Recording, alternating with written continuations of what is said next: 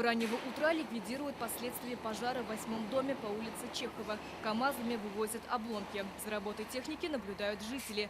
В это время сотрудники МЧС и Следственного комитета обследуют здание, чтобы выяснить причины ЧП.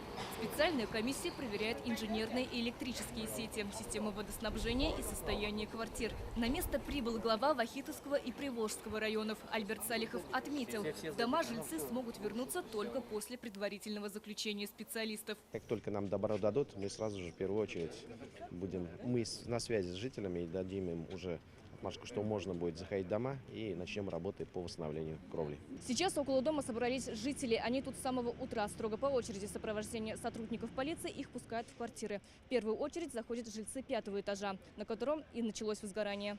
Вот жду очереди пройти, посмотреть, что там в квартире. У нас напоследок перекинулось очень сильно и больше всех воды заливал. Это внуки, да, они здесь прописаны, здесь живут. Вот пришли вчера с тренировки, повесили вещи сушить. Сегодня на тренировку не идем.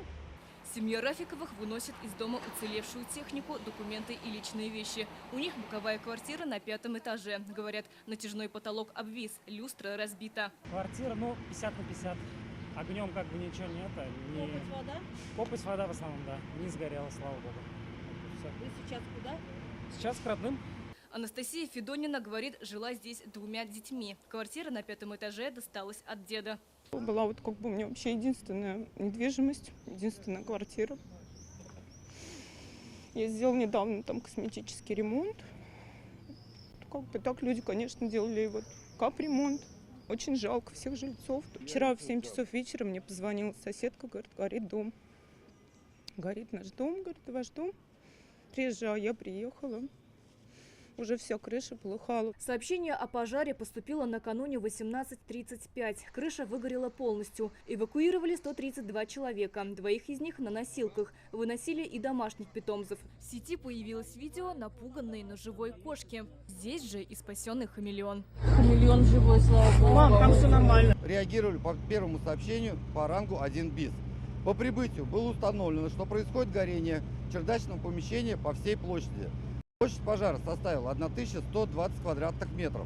Пожару был присвоен 4-й ранг вызова. Работал 11 звеньев газодымозащитной службы. На месте работал оперативный штаб. Департамент питания обеспечил погорельцев горячей едой. 12 жильцов ночевали в гостинице «Кварт». Остальные временно разместились у родственников. Из-за пожара свою работу приостановил и отдел по вопросам миграции, который находится в этом доме. Выдача паспортов старого образца с Чехова 8/2 будет осуществляться по адресу город Казань, улица Товарищеская, дом 28/70 с 14:00 в отделе по вопросам миграции отдела полиции Вишневский, управление МВД России по городу Казани. Причины ЧП обещают огласить в понедельник. Сейчас все жильцы ждут результатов предварительного заключения по состоянию дома. Ожидается, что оно будет вынесено завтра. Только после того, как многоэтажку признают безопасной, начнется ремонт кровли и подъездов. Подадут воду, электричество, а жильцам разрешат вернуться. Сирина Васильева, Данил Филатов, ТНВ, Казань.